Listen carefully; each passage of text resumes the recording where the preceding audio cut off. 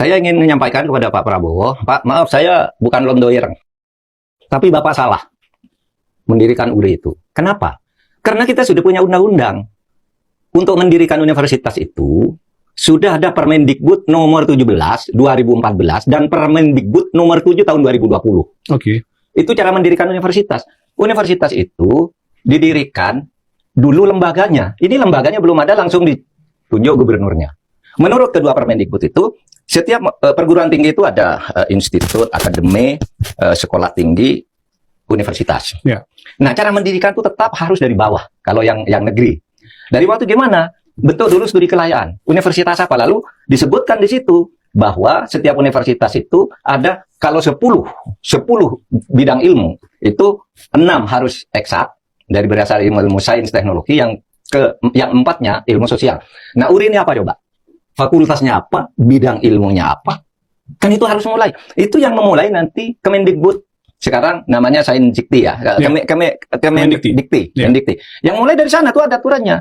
Dibuat studi layak dulu, lalu ditentukan tempatnya di mana, sudah ada tanah 30 hektar bersertifikat, sudah ada gedungnya, sudah ada laboratoriumnya, baru rektornya diangkat. Itu prosedur.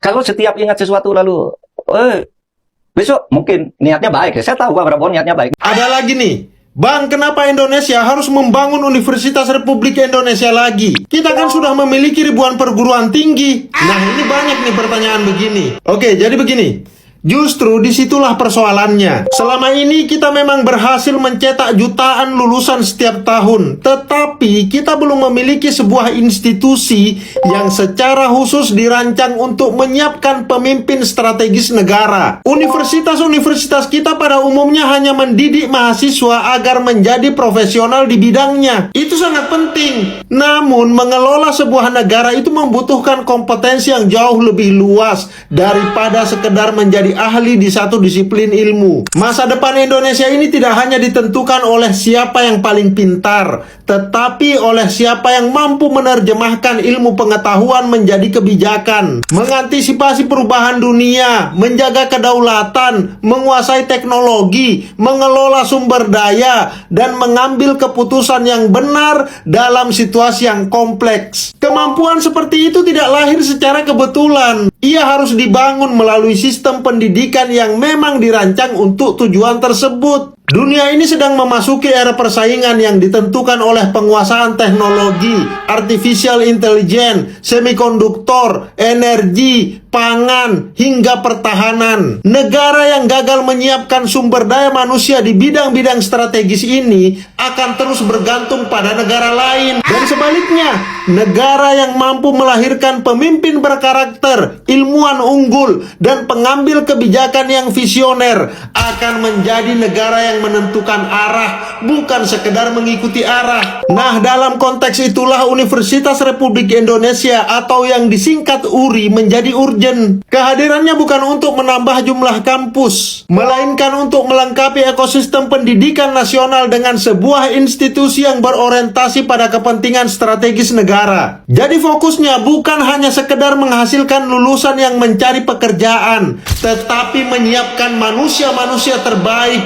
yang kelak merancang masa depan Indonesia. Tentu keberhasilan gagasan ini tidak akan ditentukan oleh nama kampusnya atau megahnya bangunan yang akan dibangun. Keberhasilannya bergantung pada kualitas seleksi, standar akademik yang tinggi, tata kelola yang profesional, serta sistem yang benar-benar menjunjung meritokrasi. Apabila semua itu bisa diwujudkan, maka URI berpotensi menjadi investasi strategis jangka panjang yang manfaatnya akan dirasakan di masa-masa mendatang. Negara-negara yang menjadi kekuatan dunia itu tidak membangun masa depannya hanya dengan membangun infrastruktur fisik. Mereka juga membangun infrastruktur kepemimpinan, institusi yang secara konsisten melahirkan orang-orang terbaik untuk memimpin bangsa. Nah, jika Indonesia ingin menjadi negara maju dan berdaulat pada tahun 2045, maka membangun manusia yang mampu memimpin perubahan adalah kebutuhan strategis, bukan sekedar pilihan. Mengapa pembentukan Universitas Republik Indonesia (URI) wujud ironi pendidikan dan melanggar hukum? Presiden Prabowo Subianto melantik Doni Hermawan Taufanto sebagai Gubernur Universitas Republik Indonesia URI dan Yossuni Tioso sebagai Wakil Gubernur URI di Istana Negara, Jakarta pada 22 Juli 2026. Apa yang sesungguhnya terjadi? Pertama, Guru Besar Fakultas Hukum Universitas Indonesia FHUI Hikmahanto Juwana menilai keberadaan URI tidak sesuai dengan Undang-Undang 12 tahun 2012 tentang pendidikan tinggi serta PP nomor 4 tahun 2014 tentang penyelenggaraan pendidikan tinggi dan pengelolaan perguruan tinggi. Ada 5 alasan menurut Hikmahanto. Yang pertama, absennya dasar hukum pendirian universitas sehingga saat ini tidak ditemukan peraturan pemerintah atau PP yang menjadi dasar legalitas pendirian URI layaknya PTNBH ataupun peraturan presiden Perpres sebagaimana yang mendasari Universitas Pertahanan Unhan. Landasan yang ada sejauh ini hanya keputusan presiden terkait pengangkatan pimpinan, bukan pendirian lembaganya. Yang kedua, nomenklatur pimpinan. Berdasarkan pasal 1 angka 17 PP nomor 4 tahun 2014, pimpinan tertinggi untuk nomenklatur universitas adalah rektor, bukan gubernur sebagaimana yang ditetapkan pada URI. Kedua, alasan selanjutnya menurut Pak Hikmahanto adalah yang ketiga, kedudukan Lembaga Administrasi Negara atau LAN, rencana pengintegrasian LAN ke dalam struktur URI dinilai menabrak aturan. Sesuai undang-undang, LAN merupakan lembaga pemerintah non-kementerian yang bertanggung jawab langsung kepada Presiden melalui Menteri PAN-RB, sehingga tidak tepat berada di bawah naungan universitas. Yang keempat, penyimpangan misi dan rumpun pendidikan. Pasal 1 angka 7 PP nomor 4 tahun 2014 menyebutkan universitas bertugas menyelenggarakan pendidikan akademik, vokasi, dan profesi dalam berbagai rumpun ilmu. Sementara itu, URI dirancang khusus untuk mencetak calon pemimpin masa depan dan pejabat pemerintah yang dianggap berseberangan dengan hakikat penyelenggaraan perguruan tinggi. Yang kelima, pengadopsian model pendidikan militer yang menjadikan model pendidikan ketentaraan seperti Mabes TNI atau Angkatan sebagai acuan struktur URI dianggap sebagai bentuk pelanggaran terhadap Undang-Undang Pendidikan Tinggi beserta peraturan pelaksanaannya. Ketiga, pengamat pendidikan dan sosiolog Dr. Janus Yahaan, URI adalah ironi baru pendidikan tinggi. Janus mengatakan kebijakan pemerintah membentuk URI melalui keputusan Presiden nomor 80/P tahun 2026 menandai pergeseran fundamental dalam tata kelola pendidikan tinggi dan pola rekrutmen birokrasi nasional. Keputusan mendadak ini ditandai juga dengan dilantiknya pimpinan pertamanya di Istana Negara dengan penggunaan nomenklatur gubernur, alih-alih rektor. Secara sosiologis memancarkan sinyal kuat penegasian terhadap tradisi otonomi dan kebebasan mimbar akademik. Dengan kata lain, institusi ini didesain bukan sebagai kampus konvensional yang memelihara kebebasan berpikir, tetapi lembaga kedinasan strategis bercorak semi-militeristik yang bertindak sebagai instrumen ideologis negara, bertengger di bawah naungan Badan Pengelolaan Pendidikan Kebangsaan. Keempat, urgensi pendirian jaringan kampus URI sebanyak 10 tempat makin dipertanyakan apabila dibenturkan secara langsung dengan realitas objektif ekosistem pendidikan tinggi nasional saat ini. Data statistik menunjukkan bahwa dari sekitar 4.300 perguruan tinggi di Indonesia, lebih dari 63% berstatus swasta. Sektor swasta merupakan tulang punggung utama dalam menyediakan akses stabilitas pendidikan bagi masyarakat luas di sini. Namun, di balik julukan negeri 1000 kampus, sebagian besar perguruan tinggi swasta justru berdarah-darah mempertahankan kelangsungan hidupnya akibat krisis finansial dan penurunan daya dukung operasional. Angka partisipasi kasar perguruan tinggi nasional masih bertahan di angka 32%, jauh tertinggal dari negara-negara anggota OECD yang melampaui 70% dengan ketimpangan ketersediaan fasilitas yang amat tajam antara Pulau Jawa dan luar Jawa. Kelima, akar krisis pendidikan tinggi sesungguhnya bersumber dari 3 masalah mendasar yang saling berkelindan, yaitu komersialisasi akibat beban uang kuliah tunggal (UKT) yang kian mencekik sehingga ada istilah no money, no university. Orang miskin nggak akan bisa kuliah. Penurunan mutu akibat beban birokrasi dosen yang berlebihan. Dan yang ketiga, fragmentasi kebijakan yang tidak berujung. Pertanyaan kritisnya, apakah membangun 10 kampus baru yang elitis dan memanjakan sekelompok kecil mahasiswa dengan fasilitas serba gratis adalah jawaban yang tepat atas krisis sistemik pendidikan ini? Langkah teknokratik ini justru berpotensi memperburuk distorsi ekosistem yang sudah rapuh melalui 3 jalur utama. Pertama, terjadi eskalasi ketimpangan alokasi anggaran secara mencolok. Di tengah perjuangan ribuan perguruan tinggi swasta mengatasi krisis operasional dan jutaan mahasiswa PTN yang terhimpit beban UKT mahal, negara justru mengistimewakan sekelompok kecil mahasiswa di kampus baru ini dengan pembiayaan penuh dari APBN. Ini menciptakan oase keistimewaan yang mencederai keadilan distributif bagi mayoritas mahasiswa Indonesia. Kedua, terjadi duplikasi fungsi dan fragmentasi kelembagaan. Penyiapan kader birokrasi dan pimpinan negara pada dasarnya telah menjadi mandat institusi mapan seperti Institut Pemerintahan Dalam Negeri (IPDN), Universitas Pertahanan, Lemhanas, serta sekolah tinggi kedinasan lainnya.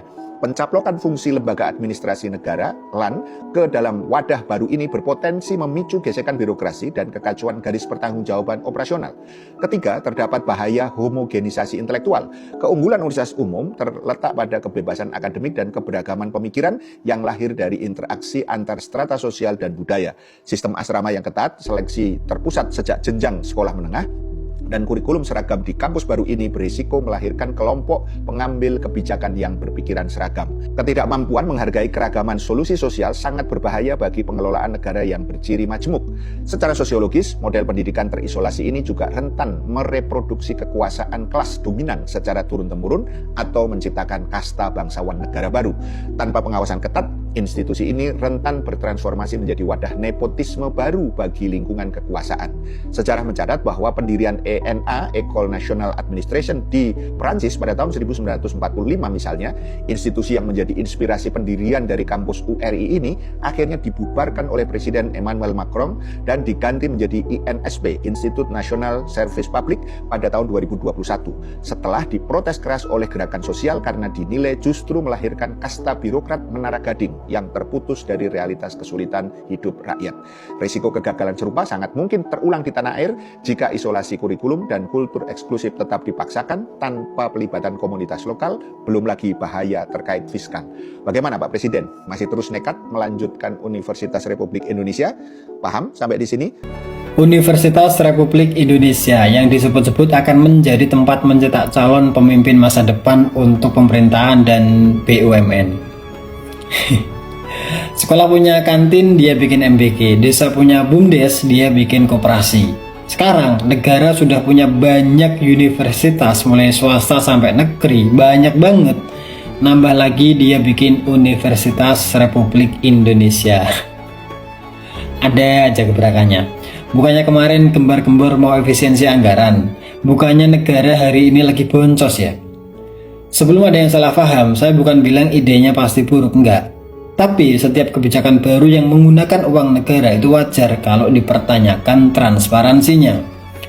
Uang MBK dan Kopdes saja banyak yang dimakan tikus loh.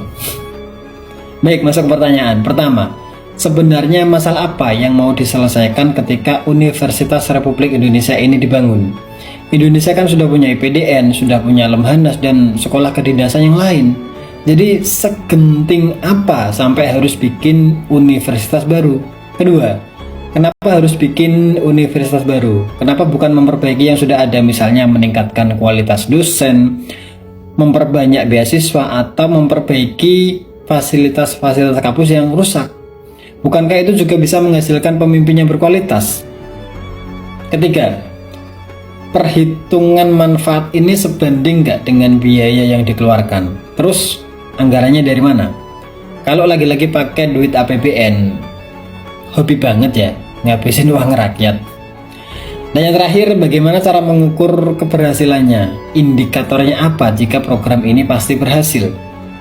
Terus, jika gagal, siapa yang bakal tanggung jawab? Presiden, wakil presiden, menteri, atau DPR? Menurut saya, pertanyaan-pertanyaan seperti ini lumrah dan perlu dijawab. Justru ini bagian dari pengawasan sebagai warga negara, sebagai rakyat. Karena uang yang dipakai adalah uang APBN, maka wajar dan sah-sah saja jika rakyat itu meminta penjelasan. Wah, Prabowo, kamu aneh-aneh mau bikin Universitas Republik Indonesia. Katamu nanti mencetak pemimpin-pemimpin instansi dan BUMN yang jujur dan amanah. Bener nggak? Ini pakai uang rakyat loh. Masa aneh universitas kok nggak ada rektornya? Universitas kok dipimpin gubernur? Kayak mana ini konsepnya? Jangan uang rakyat nanti dihambur-hamburkan dikorupsi untuk modal pemilu 3 tahun lagi. Masa kamu nggak kasihan sama rakyat Ya, lebih baik uang itu dibagi-bagikan ke rakyat yang punya usaha UMKM. Bener gak rakyat? Baru itu pro rakyat, bukan pro Jokowi. Aduh, oh. Nanti jangan-jangan Jokowi jadi pembina di Universitas Republik Indonesia. Hah? Wis, angel temen tuturamu, angel temen wah. Masuk ke tahun kedua masa pemerintahannya, Pak Prabowo bikin gebrakan baru lagi. Kali ini yang baru ada di sektor pendidikan. Beliau membentuk lembaga baru yang akan mengintegrasikan sekolah unggulan, perguruan tinggi, juga pembinaan calon pemimpin untuk pemerintahan dan BUMN. Presiden Prabowo membentuk Universitas Republik Indonesia atau URI sebagai kampus yang konon katanya punya tujuan khusus, yaitu menyiapkan calon pemimpin Indonesia di masa depan. Beda dari perguruan tinggi pada umumnya, URI akan fokus mencetak orang-orang yang nantinya bisa mengisi posisi penting di pemerintahan, kementerian, lembaga negara, dan badan usaha milik negara.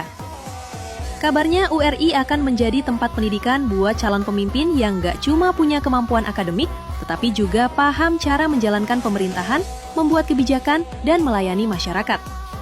Selain itu, URI juga bertugas menyatukan berbagai program pendidikan kepemimpinan yang selama ini tersebar di beberapa lembaga. Dengan begitu, proses pembinaan calon pejabat negara bisa jadi lebih terarah dan punya standar yang sama. Kedepan, pemerintah rencananya bakalan membangun sekitar 10 kampus URI di berbagai daerah di Indonesia. Katanya sih dibentuknya URI ini adalah bagian dari upaya pemerintah buat meningkatkan kualitas sumber daya manusia sekaligus mempersiapkan pemimpin yang siap menghadapi tantangan di masa depan. Terus walaupun baru aja dibentuk, pemerintah berharap Universitas Republik Indonesia bisa jadi salah satu pusat pendidikan kepemimpinan terbaik di Indonesia dan melahirkan generasi yang profesional, berintegritas, juga mampu membawa kemajuan bagi bangsa.